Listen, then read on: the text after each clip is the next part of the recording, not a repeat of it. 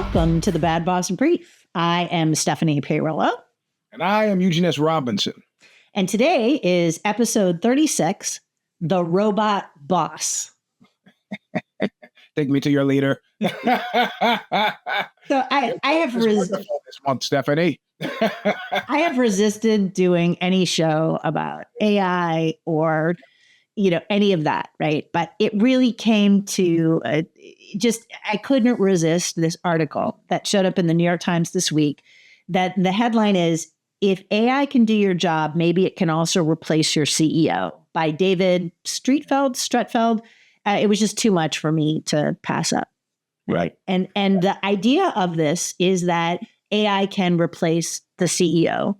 And that's the whole point of the article. And so I thought it would be useful to talk about, can AI replace CEOs? What do you think?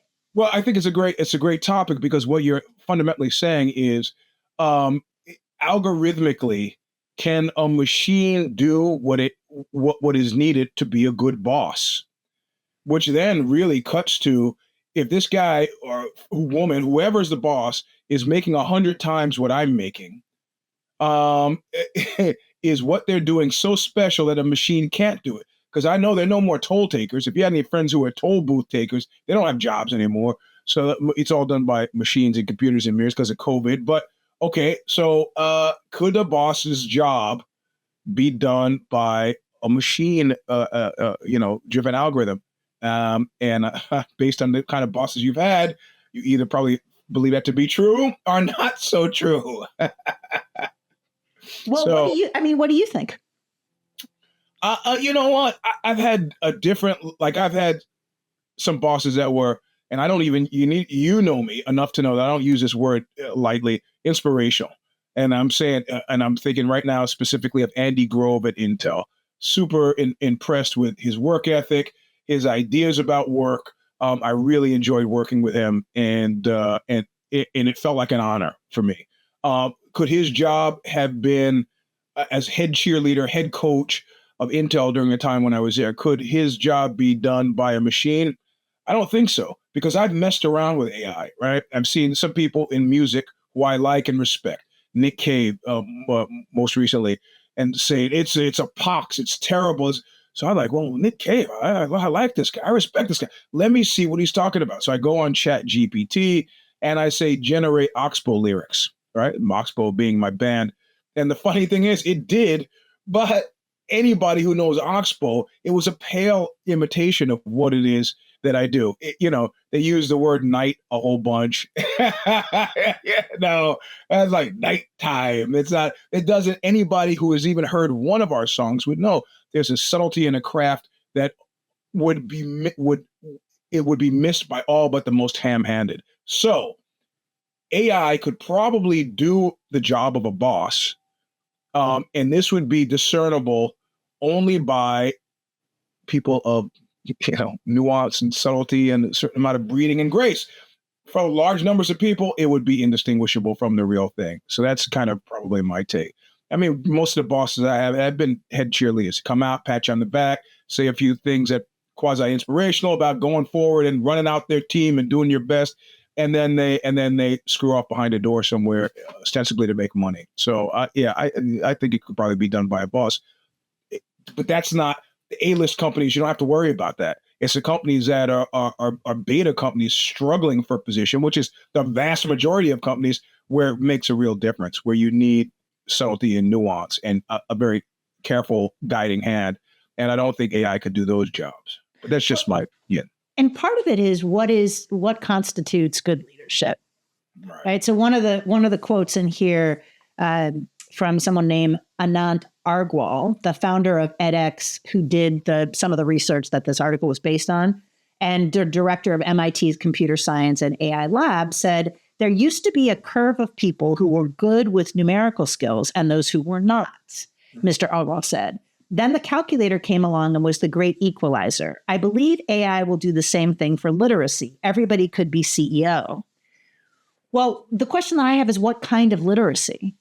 Right? If we're talking about being able to digest reams and reams of information and pull out salient features, to crunch numbers, to understand, long-term trends in supply chain issues. Okay, AI could definitely assist. But what they don't really focus on here, as much as I see in my experience, as keep in mind, I am an executive coach. I deal primarily with CEOs, are the other aspects of literacy, emotional literacy. Emotional intelligence is a real key component of successful leadership, right? All the studies say if emotional intelligence is not something that you're going to get from AI, right? You're not. Like, one of the comments in here is that, well, a machine is going to be able to make decisions in a way that is dispassionate. Perhaps it will also make decisions in a way that is free of emotional intelligence. Yeah. It's also free of ethics. I mean, if there is an ethical standard for AI or machine learning, there may be, but it's not going to be as nuanced as the kind of ethical framework that a CEO can have. Now, certainly there are plenty of CEOs we have experience with that are ethics free, right? But the idea that there are components of a leadership position that require skills that AI does not now possess is something that I think is missing from the conversation. Well, also, listen, let's just, okay, you know what AI is? It's a genie. And if you found a bottle with a genie in it, it's the first thing many of us would ask for. Well, I'm going to speak for myself here. I would ask for oodles and oodles of money. That's what I would ask my genie for. So if you think there's somebody out there who hasn't gone to ChatGPT or one of the other AI companies and asked for, how do I make $1 million in the stock market? You'd be wrong. And how many of those people have successfully made $1 million in the stock market being led by AI? Well, I'm sure if someone had, I'd read an article about it, unless they were very savvy, because they're like, look, I don't want anybody to know what I got going here. It just seems like, there's always something. I remember reading in 1997 how the internet was going to take over the world. And okay, maybe I was a little bit wrong about this. I go, get out. It's not going to happen. Well, it's kind of happened.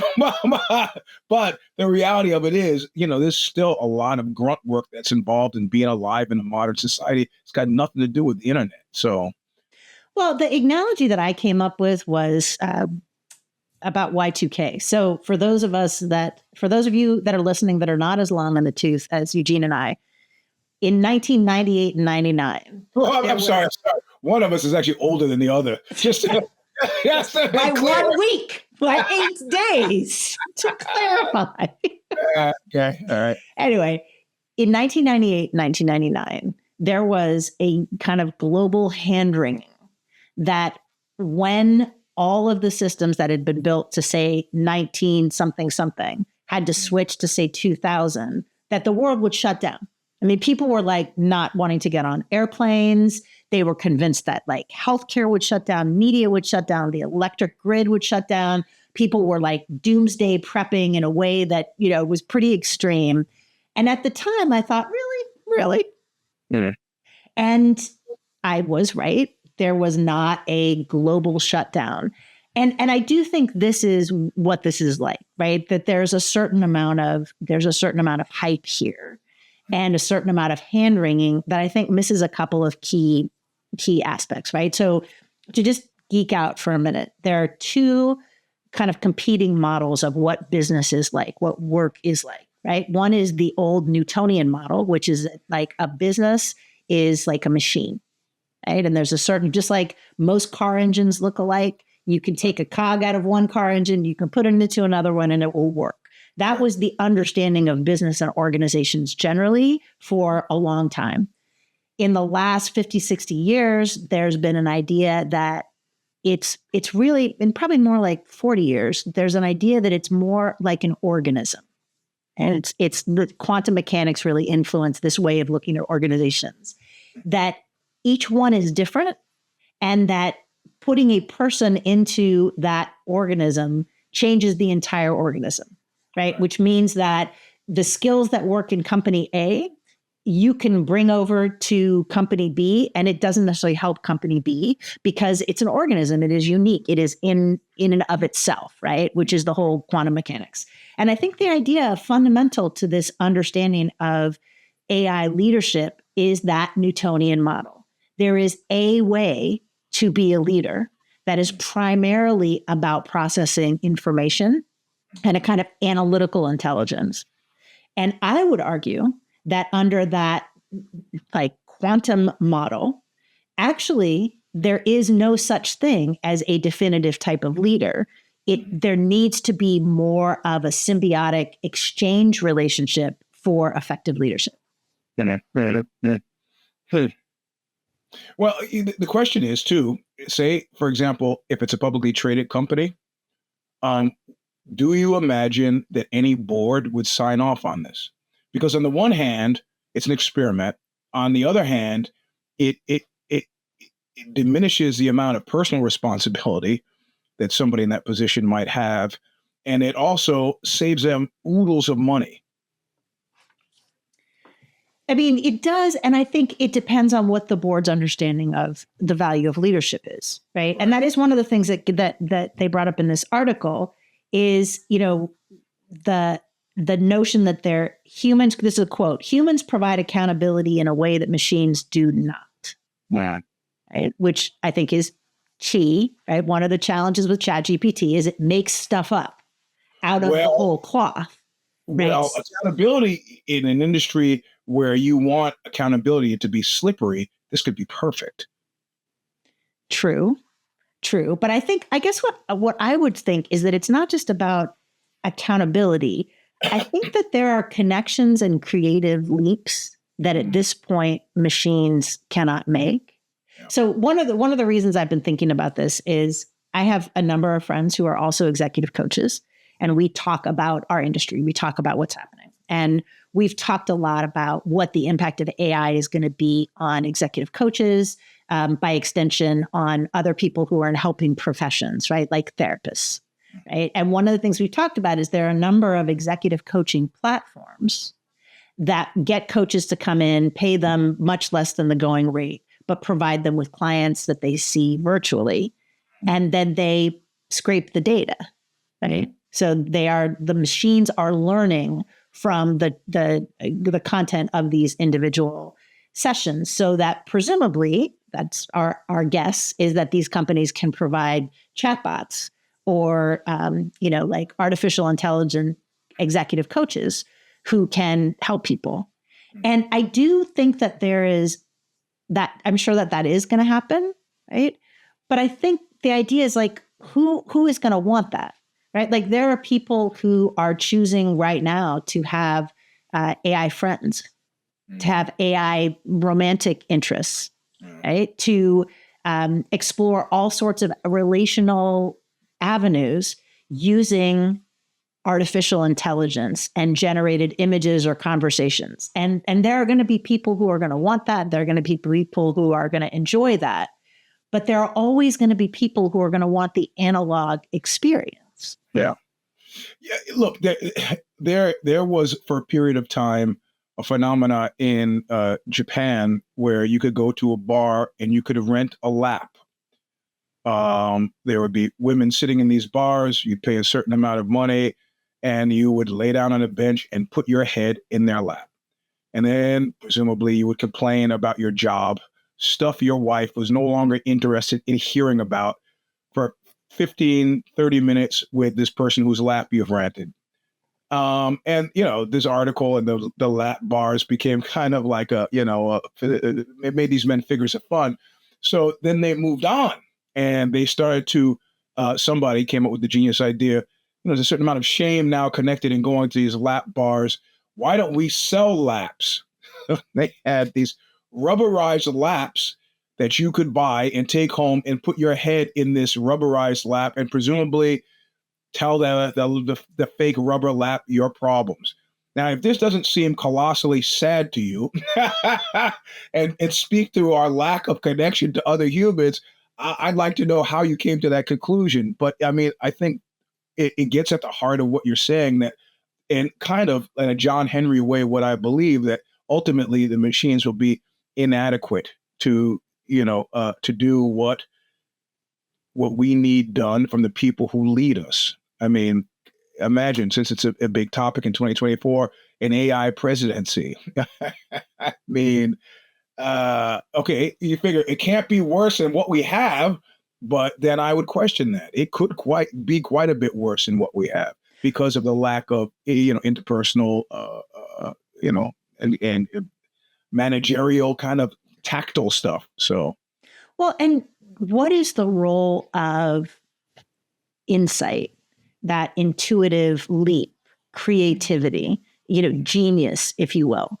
There's a reason that AI lyrics for Oxbow are not as good as the lyrics you write, right? Because you are a person with experience, skills, talent, the ability to make cognitive leaps that at this point AI can't make. And I think in business, and there may be some businesses where a CEO isn't necessary, right? You don't need anyone to inspire anybody. You don't need anybody to have innovation.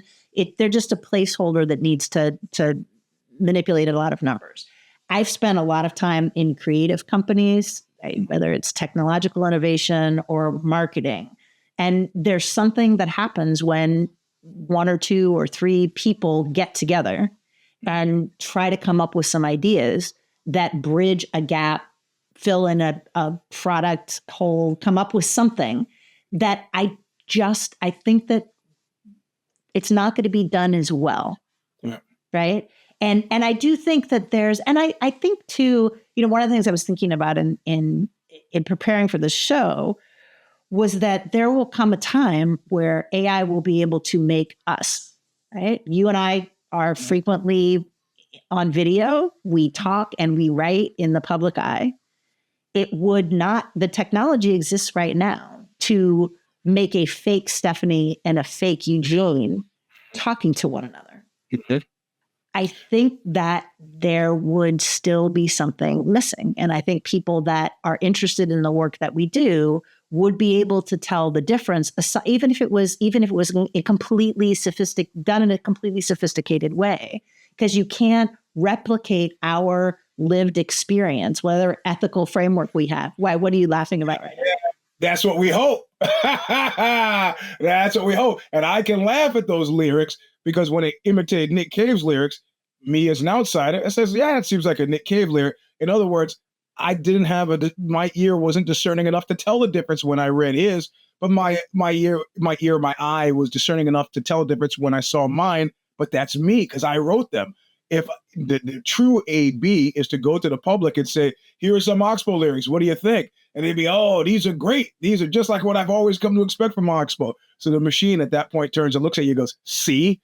I mean, maybe, look, this is not even theoretical at this point. There's a video out there called The Second Talk, and it's an Oxbow music video, and it was given to us by a director, Zev Deans. And he said, it's experimental. I know a lot of bands are not into it, but we want to use AI to make a video for you. We won't charge you for it. And we're like, okay, the price is right. Go ahead and do it. This is an AI video, and it's created a lot of controversy because people have been, radicalized. Oh, this AI is terrible for art. But, like auto-tune, which has been used improperly to great effect in creative measures, that thing that finds the pitch that you're trying to do and corrects it or distorts it. AI made this entire video for us. It laid it over last year at Marienbad, filmed by Antonioni, and it's actually, from my eyes, it's great. Anybody who knows me or who's seen me will know that's not me in the video. Somebody who looks like me, but does it diminish the experience? I don't know. So I think from that point of view, yeah, we might have robot bosses that we know are robot bosses, and that we don't expect from them the same things we expect from real bosses, but we find in the long run that it doesn't make a difference. Does that apply to us? I don't believe so, but that's just because it's me thinking about us. So, right. Well, one of the things that I am concerned about in all of this breathless, hand-wringing coverage about AI coming for our jobs or whatever it is there's very little conversation about any sort of regulation of AI. Yeah. Right? I mean, we can't talk about AI and the impacts of it without talking about deepfake porn. Yeah. Right? I mean, there's a lot of people whose images are being used in ways that are extremely damaging. And, laws and regulations haven't caught up with it. There's a lot of concerns about TikTok as a Chinese-based organization, very few concerns about the information that's being gathered by Meta, X, there's our data is not safe. And the idea that okay, so we can all understand that it would be really crummy if for us as women or our wives or daughters could be included in an AI construct that puts them in a pornographic situation. That's horrible, right? We all understand that that's horrible. But there's a lot of other ways in which our likeness, voice could be exploited that would be really damaging. And what I'm not seeing is a lot of attention paid to how do we mitigate that? Yeah. How do we manage the legal ramifications that are coming up? And when you look at the ongoing problem of a lack of representation for women and people of color working in the tech fields, right? If those people are not in the room, I mean, there are plenty of women who've been saying on LinkedIn for years, could you change this so that we're not getting sexually harassed in our messages on a business networking platform? And very little attention, as far as I know, has been paid to that. How many women are working at LinkedIn? How many women are in leadership, senior leadership at Microsoft, the owner of LinkedIn? And so I think there's a lot of if we're going to wring hands, right? Whether or not there are going to be CEOs whose job is replaced by a machine isn't a particularly pressing concern to me, right? Is my executive coaching business going to turn down because people want to talk to a bot and they think that whatever it is, I mean, my clients are not paying me the money that they're paying me because what I have can be delivered by a chatbot, right? I mean, chatbots can't even deliver good customer service at this point, right? That's not what concerns me. What concerns me is there seems to be a kind of willful ignorance about what is the impact of this on our daily lives. If there can be a fake Stephanie that can access my actual, financial, my bank accounts and, where I get my medication or my health records, those are the things that are really concerning. And I'm not seeing the hand-wringing articles about those things. Yeah, that's a pretty massively significant point, because if you look at a lot of people now on the cusp of Oppenheimer have seen that there was a lot of hand-wringing in advance of creating the A-bomb, right? I mean, there was a lot of talk and a lot of thinking about the ramifications of what happens if it falls into the wrong hands. This was a very, very serious endeavor. And that was not only serious endeavor, but also one that was ethically on even ground initially anyway, because of the use of German scientists who had been scientists pre-1945 in Germany, therefore Nazi scientists, to develop the American program. People thought about it and philosophized, and it was a huge amount of worry and concern going into the creation of it. If you're talking about something that is equally, I know people who have, and these are very serious people, who were initially very excited about, say, the ancestry developments that have come from companies like Ancestry.com or 23andMe.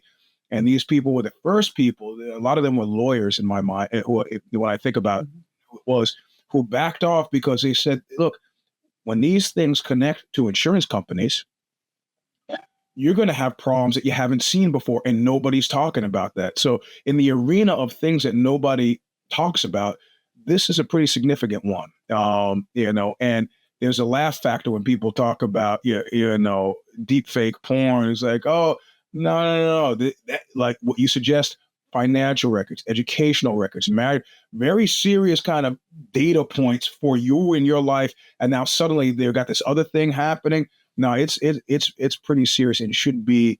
There needs to be somebody watching and paying attention. It's not just about subtle measures, if that's the instance, and that's only if you're talking about honest brokers. God forbid that we have now dishonest brokers, and Well, Nigerian princes and so on. So it's interesting that you brought up Oppenheimer, because one of the, I'm not a historian, but my understanding is that there was a cultural understanding of the public square. There was a cultural understanding that, what we did impacted the world in which we lived. And there was some awareness, right? Because at the time, Edward Teller was like, let's do the H-bomb, more bombs, more, unchecked. Yep. And my concern is that unchecked late stage capitalism has eradicated an understanding of the public square. That the idea is ChatGPT is making so much money and this company's investing, and anybody that's, Zuckerberg's kind of reputation is turned around because he's investing money in AI. And now suddenly he's the golden boy again. And this unchecked capitalism, like, it's going to make money. It's going to do cool things. CEOs will now be AI generated. Yeah. No one is stopping to see. It's like all Edward Teller, all unchecked, like growth. Let's keep going without any moment to pause and say, what are the impacts on democracy? What are the impacts on, all of these things? And to just be thoughtful, right? Like to stop and have the question, who is going to police this? I don't believe that it should be the companies that are standing to make bajillions and bajillions of dollars. Oh, so what you're saying is it should be against the law to make a profit. Well, that's the argument. And I think that it should be against the law to make a profit in a way that has no reference to the good of the world, right? or the public square, or the particular damages. Right? Damages, yeah, because I could make $1 million selling click clacks, little plastic balls that kids used to play with, and I didn't really need a committee to discuss that, the moral, ethical ramifications of it. But that we're clearly not talking about that. We're talking about stuff that's a lot more weighty. So, but I think that's the challenge, is we have stopped talking about how particular decisions are going to impact the larger world, right? Like our children's children's children, 7 generations down for millennia. That conversation, that metric, how will this impact 6 or 7 generations, has been an integral part of indigenous cultures making decisions, right? And we rarely talk about that. It's also kind of short term. And that's the concern. Like, I would like to see more hand wringing around that. Although I think part of it, and we haven't been doing as many fire memes, but I actually have a fire meme. We talked a while ago about Dan Price, who started a company called Gravity Payments. And he gave everybody, the minimum salary there was $70,000. And he worked his PR angle like crazy. And then he was sexually harassing some women, assaulted a woman, stuck her in a car and wouldn't let her out. And he resigned with big fanfare. Well, it turned out he's back now, 2 years later. And it turns out he still owned 100% of the company. Yeah. So he's now the same, I think CEO is still CEO, the same woman that ran the company that he owns 100% of. And it seems like a good analogy here, because he's still the same guy. Right? He hasn't, as far as I've read, accepted responsibility for what he did. He's still playing the same social media self-aggrandizing game.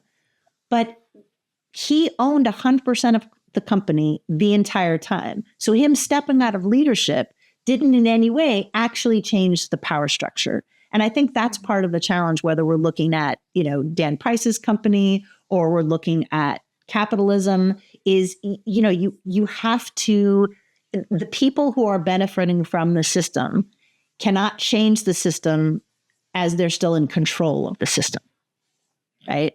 They're not, there's no incentive for them to give up what is kind of a unchecked avenue for ridiculous riches and the power that comes along with that. Right. I'm really disheartened by Yeah. The thing is, though, the neo-Luddite in me at the same time, on the other hand, wants to say, I remember when people were excited about pet rocks, CB radios. It's a flash in the pan. It's not going to go anywhere. I've been wrong every time I've said that, but it's still in the back of my head. I just, but then it creeps in a strange way. I'm suddenly aware of how much of what's fed to me on my Instagram feed is precisely that. You know, you look, oh, there's a kind of a, you know, attractive 30-something woman dancing around. And if you're not paying attention, that's exactly what it is. But you look a little bit, you go, that's computer created. That's not, that person doesn't exist in reality anywhere on this earth. You can, I mean, there's certain tells, like poker tells that you can tell. It's like, why, who's out there creating profiles for fake humans? Why would you do this? Apparently there's a reason, and I haven't figured out what it is. Well, and in other words, you could pay an influencer or you could create an influencer, right? Yeah. Well, and I think the advice, just to end with suggestions for people who are interested in that, if you are a leader or you want to be a leader, what I would suggest that you do is you focus on ways in which you can establish value around your emotional intelligence, your ability to inspire, your creativity. Maybe do a little analysis and pick, like, what are the 3 things you want to be known for doing that no machine can do? And then build that, dial that up, right? Like, don't focus your efforts and education and leadership growth on something that a machine can do. Focus it instead on the things that no machine, and that's what I've done with my business as an executive coach, right? And what are the things that I can do that no machine, no chatbot can do, and double down on those things. And, you know, hopefully that'll work. Watch this space. All right, that's all we've got. If you have any comments on this episode or suggestions for future topics you'd like us to cover, WTF@badbossbrief.com. I read every email that we get, WTF@badbossbrief.com. You can also send us questions that we do brief Q&As in a little section called Sub Rosa, if you want to get some of our advice more directly than just listening to this podcast. And also, speaking of listening to this podcast, please give us reviews, tell other people about this, all those things. So thanks for listening, and we'll talk to you soon. Thanks. Bye. Thank you for joining us for another episode of the Bad Boss Brief podcast with your hosts, Eugene S. Robinson and Stephanie Peirolo. You can check out more of their work by visiting consigliera.substack.com for Stephanie and eugenesrobinson.substack.com for Eugene. You can also find Eugene at Mr. Sleep 3, that's number 3, on Instagram. Reach out with your questions, concerns, worst case situations, or suggestions to us at WTF@badbossbrief.com. We personally answer every submission. Be sure to join us at badbossbrief.substack.com every other Wednesday for episodes of Bad Boss Brief, and every single week for our Sub Rosa shorts, so you can gain further insights into your workplace environments. Until next time, don't be an asshole at work.